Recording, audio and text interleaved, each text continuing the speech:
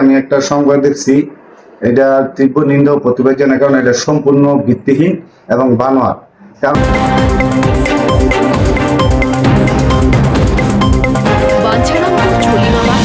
প্রাথমিক বিদ্যালয়ের বৃত্তিপ্রাপ্ত শিক্ষার্থীদের সংবর্ধনা অনুষ্ঠান পেছানোর প্রস্তাব, বাধার অভিযোগ অস্বীকার করলেন ভারপ্রাপ্ত রফিকুল ইসলাম চেয়ারম্যান। ব্রাহ্মণবাড়িয়ার বাঞ্ছারামপুর উপজেলার ছলিমাবাদ সরকারি প্রাথমিক বিদ্যালয়ের ২০২৫ সালের বৃত্তিপ্রাপ্ত শিক্ষার্থীদের সংবর্ধনা অনুষ্ঠানকে কেন্দ্র করে বিভিন্ন আলোচনা সমালোচনার মধ্যে নিজের অবস্থান স্পষ্ট করেছেন ছলিমাবাদ ইউনিয়ন পরিষদের ভারপ্রাপ্ত চেয়ারম্যান রফিকুল ইসলাম। তিনি বলেন, অনুষ্ঠানে কোনো ধরনের বাধা দেওয়া হয়নি, বরং আয়োজনের পরিসর আরও বৃদ্ধি এবং সবার অংশগ্রহণ নিশ্চিত করার লক্ষ্যে অনুষ্ঠানের তারিখ কিছুটা পিছিয়ে দেওয়ার প্রস্তাব রাখা হয়েছিল। তিনি সকালে এই বিষয় নিয়ে আলোচনা করেন। একাধিক লোক থাকার সত্ত্বেও আমাকে নিয়ে মিথ্যা অভিযোগের তীব্র নিন্দা জানাই।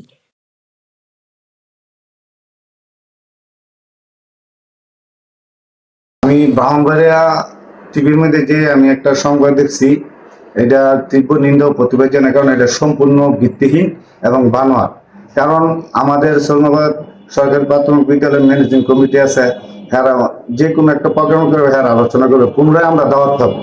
তো আমি এক পর্যায়ে শুনছি মাইনুদ্দিন নাকি কিছু গিফট দিবে, তো একটা অনুষ্ঠান হবে।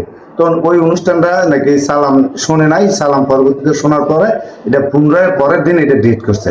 ডেট করার পরে আমি তেমন কিছু বলি নাই। আমার ম্যাডাম আমাকে কল করছিল যে রফিক ভাই আপনার থাকতে হবে। তো আমি ম্যাডামকে বলছি, ম্যাডাম আমরা যদি আগে বলতেন আমরা তো কিছু ডোনার দিতাম। এর আগে আবার এই খেলাধুলার একটা অনুষ্ঠান হয়েছিল, আমি কিছু সম্মাননা দিয়েছি এবং গিফট দিয়েছি। তো এরপরে আমি আমার পরিষদ নিয়ে আমি ব্যস্ত থাকি।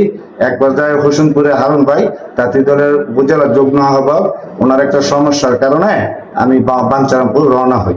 এক পর্যায়ে প্রাইমারি স্কুলের কাছে যাওয়ার পরে শুনলাম যে একটা সমস্যা হইতেছে বৃত্তি অনুষ্ঠানে নিয়ে। তো এলাকার যদি গন্ডগোল হয় তখন তো আমি তাৎক্ষণিক বা এলাকার সাথে আমার এটা মিটারের জন্য যাইতে হয়। তখন গেলাম, গিয়ে দেখলাম আমার এলাকার লোক সালাম, নিজামুদ্দিন, আশাউদ্দিন, খায়রুদ্দিন এবং বিভিন্ন এলাকার নেতৃবৃন্দ আরো ছিল। তো গিয়ে দেখলাম এক প্রকার আলোচনা হইতেছে কি ডেট আগে এবং পিছিয়ে নিয়ে। তখন মাইনুদ্দিন নাকি বিদেশ যাবো, তখন এটা নিয়ে চাচ্ছে। তো একটা গ্রুপ করেছে, আরে ব্যাপক আকারে করি, মাইনুদ্দিন যদি চলেও যায় তো আমরা বিশাল আকারে করি এবং ফাইন্যান্সটা এবং অর্থনীতিটা আরো বড় আকার করলে ফলাফলের একটা উৎস হবে। তখন আমি তো এক পর্যায়ে যাওয়ার পরে মোটামুটি একটা সুন্দর আলোচনা হইতেছে। তখন আমি বললাম যে দেখেন আলোচনা এটা পিছান যায় কিনা, যদি পিছান যায়, মাইনুদ্দিন যদি চলেও যায়, মাইনুদ্দিনের যে পুরস্কার দিবে তার থাকবে, গুণগীত থাকবে যে মাইনুদ্দিনের অর্থবহ করছে। তো এই কথা বলে আমি চলে যাই।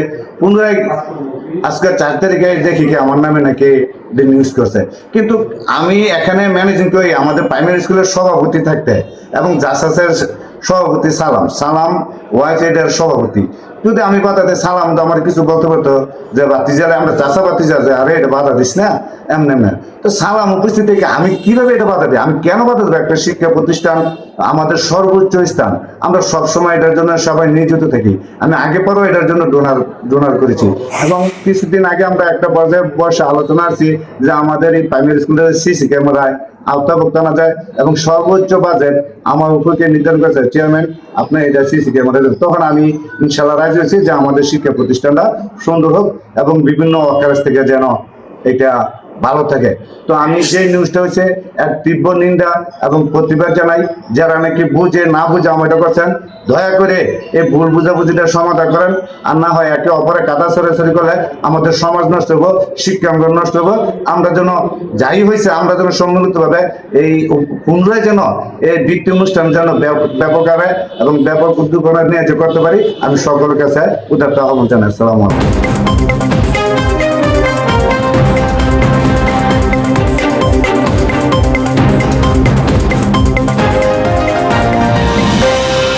ডেইলি নিউজ বাঞ্ছারামপুর, সত্যের সন্ধানে প্রতিদিন।